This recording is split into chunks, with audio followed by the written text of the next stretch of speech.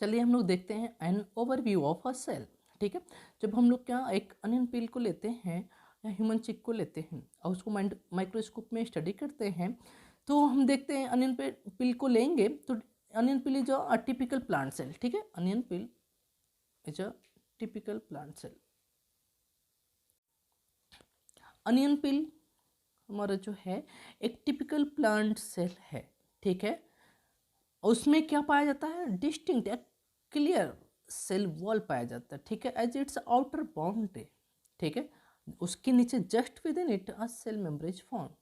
अगर हम लोग सेल ऑफ ह्यूमन चिक के बारे में बात करेंगे तो उसमें क्या होता है, एक आउटर मेम्ब्रेन होता है जो delimiting structure of the cell. Outer में अगर ह्यूमन सेल की बात करेंगे तो एक आउटर जो मेम्ब्रेन है वही हमारा लिमिटिंग क्या करता है, स्ट्रक्चर बनाता है। ठीक है, जबकि अगर हम लोग क्या प्लांट सेल लेंगे तो उसमें एक एक्स्ट्रा चीज क्या पाया जाएगा, सेल वॉल पाया जाता है।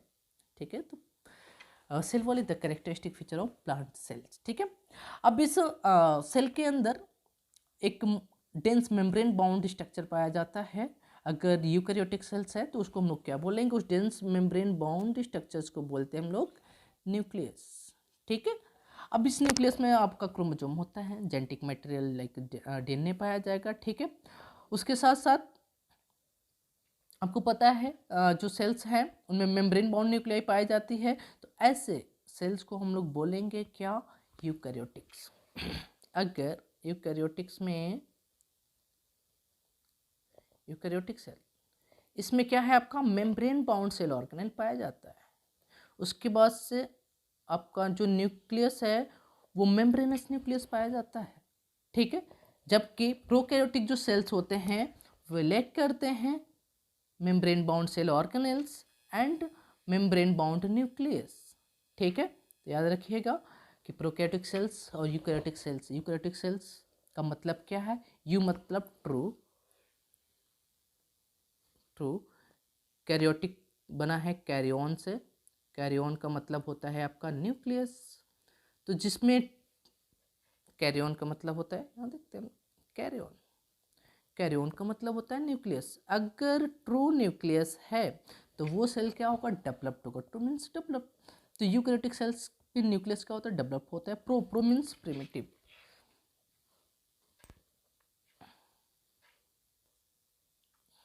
देखते हैं यहाँ पर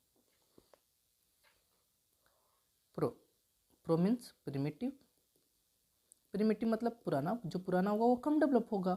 कैरियन, कैरियन का मतलब क्या है आपका, न्यूक्लियस, तो जिसमें प्रिमिटिव न्यूक्लियस होगा मीन्स जो न्यूक्लियस होगा मेम्ब्रेन बाउंड नहीं होगा, वो उतना डेवलप नहीं होगा। तो ऐसे सेल्स जिनमें नॉन मेम्ब्रेनस न्यूक्लियस पाया जाता है उसको प्रोकैरियोटिक सेल्स, और जिसमें क्या होता है आपका मेम्ब्रेन बाउंड न्यूक्लियस पाया जाएगा उसको यूकैरियोटिक सेल्स बोलते हैं। और भी डिफरेंसेज होता है, मेम्ब्रेन बाउंड यूकैरियोटिक सेल्स में मेम्ब्रेन बाउंड सेल ऑर्गेनेल्स पाए जाते हैं, जबकि प्रिमिटिव सेल्स में मेम्ब्रेन बाउंड सेल ऑर्गेनेल्स नहीं पाए जाते हैं। आगे देखेंगे कि प्रिमिटिव सेल्स में मीन्स प्रोकैरियोटिक सेल्स में जो आपका सेल ऑर्गेनेल है, एक ऐसा सेल ऑर्गेनेल्स जो दोनों में पाया जाता है।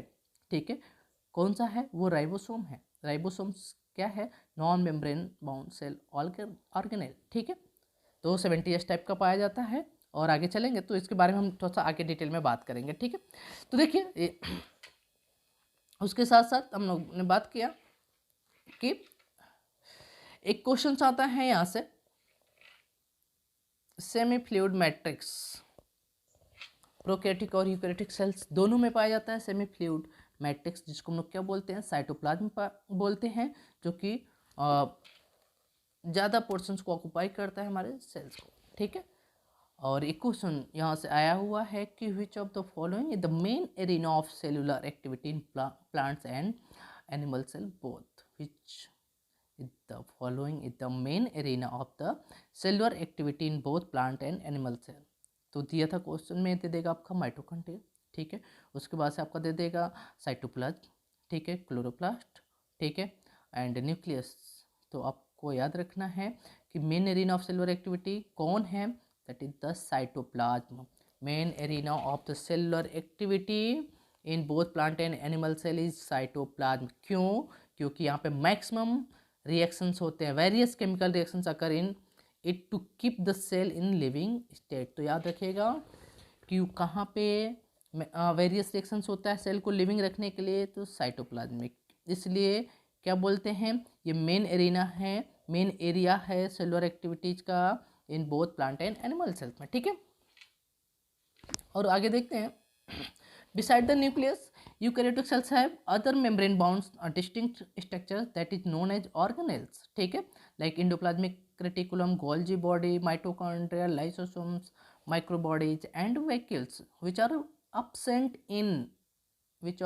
in prokaryotic cells because these cell organelles are membrane bound which may be single cell membranous or bilayered, ठीक है, हो सकता है कि बाइलेड हो या हो सकता है सिंगल मेम्ब्रेनस हो, ठीक है।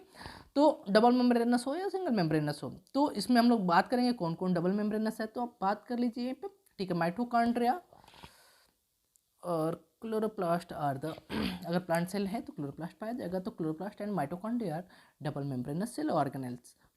Golgi body, lysosome, endoplasmic reticulum, microbodies and vacuoles are single membranous cell organelle, ठीक है।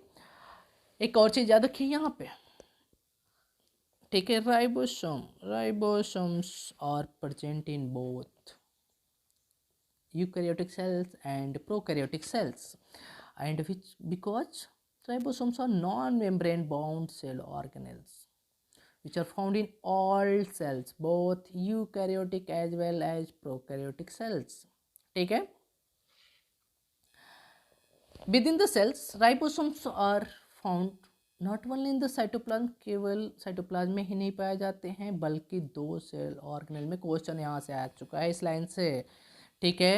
Within the cell, ribosomes are found not only in the cytoplasm but also within two organelles. Which organelles? Chloroplast in plants and mitochondria, क्योंकि chloroplast किस में पाया जाता है, plant cells में पाया जाता है, न कि एनिमल सेल्स में, ठीक है। एंड ऑन, तो क्वेश्चन आया था, अगर क्वेश्चन आ जाए कि साइटोप्लाज्म के अलावा कितने सेल ऑर्गेनेल्स में राइबोसोम्स पाया जाता है, तो याद रखना है कितने, केवल दो। ऑप्शन में आएगा 2, 3, या पूछ सकता है in which with in which cell organelles ribosomes are present. यहाँ पे क्वेश्चन ये आया था, ठीक है। आप जब क्वेश्चन सॉल्व करोगे नेट के तो यहाँ से आपको क्वेश्चन मिला है, ठीक है, कि क्लोरोप्लास्ट इनसाइड इनकम विदिन मतलब इनसाइड क्लोरोप्लास्ट और माइटोकॉन्ड्रिया के अंदर पाया जाता है, जबकि राइबोस इंडोप्लाज्मिक रेटिकुलम के, ठीक है, जब हम लोग बात करेंगे इंडोप्लाज्मिक रेटिकुलम के तो उसके ऊपर पाया जाता है, नॉट इनसाइड नॉट विदिन, तो टू सेल ऑर्गेनेल्स, ठीक है, within two cell organelles and on not in on rough endoplasmic reticulum, ठीक है। Animals cells contains another cell organelles which are non-membranous, that is centrosome. Centrosome is other organelles which are present in कहाँ पे, आपके animal cells में, not in plant cells, ठीक है, which help in cell division. आगे बात करेंगे कि सेंट्रोसोम का फंक्शंस क्या है, तो वो सेल डिवीजन में हेल्प करता है और केवल किस में पाया जाता है, एनिमल सेल में, ठीक है। तो यहाँ से आप डिफरेंसेस कर सकते हैं कि प्लांट सेल में और एनिमल सेल में डिफरेंसेस भी बात कर सकते हैं हम लोग, कि प्लांट सेल में सेल वॉल पाया जाता है, एनिमल सेल में सेल वॉल नहीं पाया जाता, ठीक है। और क्या पाया जाता है प्लांट सेल में, आपका मेन जो है आपका सेंट्रोसोम नहीं पाया जाता, एनिमल सेल्स में पाया जाता है, ठीक है। यूकैरियोटिक सेल्स और प्रोकैरियोटिक सेल्स के बारे में बात करेंगे, तो यूकैरियोटिक सेल्स और प्रोकैरियोटिक सेल्स के बारे में बात करेंगे तो मेम्ब्रेनस न्यूक्लियस पाया जाता है आपका प्रोकैरियोटिक सेल्स में, membranous cell organelles and a nucleus are found in eukaryotic cells and non-membranous cell organelles are absent in and non-membranous nucleus present in किसमें, प्रोकैरियोटिक सेल्स में, ठीक है।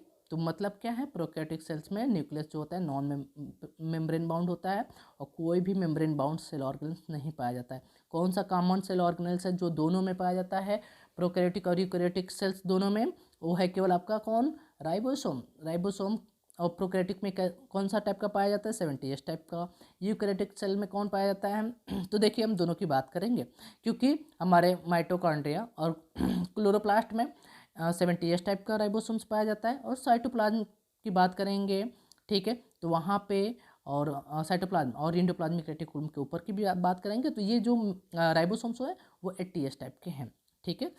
आगे बात करते हैं थोड़ा सा और, ठीक है, कि जो सेल की साइज होती है वो क्या है आपके काफ़ी वेरिएबल साइज शेप और उसकी एक्टिविटी क्या होती है, चेंज होती रहती है। हर ऑर्गेनिजम्स में क्या है, उनकी साइज शेप सब क्या है, फंक्शंस क्या है, लगभग एक्टिविटी जो है वो बहुत ही डिफरेंट है, ठीक है। प्रोकैरियोटिक में कुछ अलग होगा, प्लांट में कुछ अलग होगा, ठीक है, एनिमल में कुछ अलग होगा, ठीक है। तो देखिए इसको बात करते हैं हम लोग कैसे ये डिफरेंस है, ठीक है। तो mycoplasma, mycoplasma is the smallest cell, which of the following is known as smallest cell, that is plasma। कौन, mycoplasma.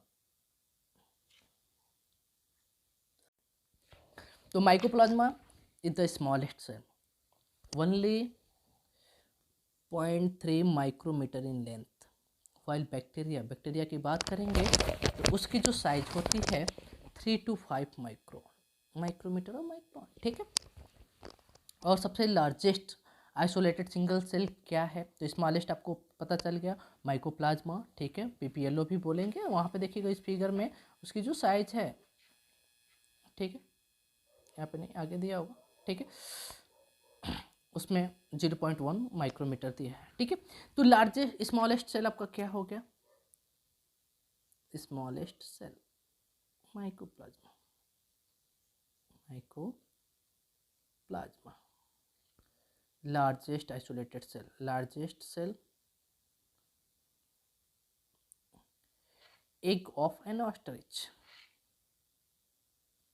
egg of an ostrich, ठीक है। मल्टीसेलर ऑर्गेनिजम्स में जो ह्यूमन सेल का आरबीसी होता है, ठीक है, उसका जो डायमीटर होता है वो 7 माइक्रोमीटर इन डायमीटर। तो यहाँ से क्वेश्चन भी आएगा कि आरबीसी का डायमीटर कितना होता है। नर्व सेल की बात करेंगे, this is the longest cell, longest cell कौन है, longest cell is nerve cell. तो स्मॉलेस्ट सेल माइकोप्लाज्मा पीपीएलओ, ठीक है। इस largest cell egg of an ostrich, longest सबसे लंबा, ठीक है, वो है नर्व सेल, ठीक है, न्यूरॉन्स। उनकी आप देखिए शेप भी क्या होता है, इनमें चेंज होता रहता है, ठीक है, लाइक इट में बी डिस्क शेप और पॉलीगोनल और कलुमनर। तो यहाँ से क्वेश्चंस नहीं आता, क्वेश्चंस कहाँ से आएगा आपका, तो smallest cell mycoplasma, largest cells आपका क्या है, egg of an ostrich, longest क्या है, नर्व सेल्स, ठीक है। कुछ स्ट्रक्चर्स दिया है यहाँ पे। आरबीसी का स्ट्रक्चर्स कैसा होता है, round and biconcave, mature RBC. Erythrocyte का स्ट्रक्चर क्या है, राउंड एंड बाइकॉन्केव। कहीं पे दिया नहीं है एनसीईआरटी में, लेकिन यहाँ पे दिया है फिगर में। अगर एक बार लिख दिया एनसीईआरटी में यहाँ पे कहीं पे, तो दोबारा नहीं लिखेगा, आपको बहुत ध्यान से देखना है, ठीक है। तो आरबीसी का स्ट्रक्चर क्या है, क्वेश्चन पूछा हुआ है, राउंड एंड बाइकॉन्केव। डब्ल्यूबीसी का स्ट्रक्चर कैसा है, ये पूछ सकता है, अमीबॉइड। देख रहे हैं ये स्ट्रक्चर अमीबॉइड स्ट्रक्चर का हमेशा क्या हो रहा है, वेरिएबल है, हमेशा वेरी करता रहता है, ठीक है। कलुमनर एपिथेलियल सेल्स, कलुमनर एपिथेलियल सेल्स है, ठीक है। तो इसका स्ट्रक्चर लॉन्ग एंड नैरो है, इसका जो देख रहे हैं न्यूक्लियस वो लगभग बेस पे है। नर्व सेल्स, नर्व सेल्स का स्ट्रक्चर कैसा होता है, ब्रांच्ड एंड लॉन्ग होता है। एक ट्रैकिड, ट्रैकिड जो होता है वो बात करेंगे हम लोग प्लांट में जब पढ़ेंगे, तो वो कैसा होता है आपका, इलोंगेटेड होता है। मेजोफिल की बात करेंगे तो मेजोफिल जो सेल्स होता है प्लांट सेल में पाया जाता है, वो राउंड एंड ओवल होता है। तो क्वेश्चन पूछ सकता है कि मेजोफिल का स्ट्रक्चर कैसा होता है, round and Oval. Tracheid elongated होता है। Nerve cells branched and long होता है। आरबीसी जो होता है राउंड एंड बाइकॉन्केव होता है, ठीक है। डब्ल्यूबीसी का स्ट्रक्चर कैसा है, अमीबॉइड है। और उसके बाद से कलुमनर एपिथेलियल सेल्स की बात करेंगे, सो डिटेल में भी पढ़ना है, तो कैसा होता है, लॉन्ग एंड नैरो, ठीक।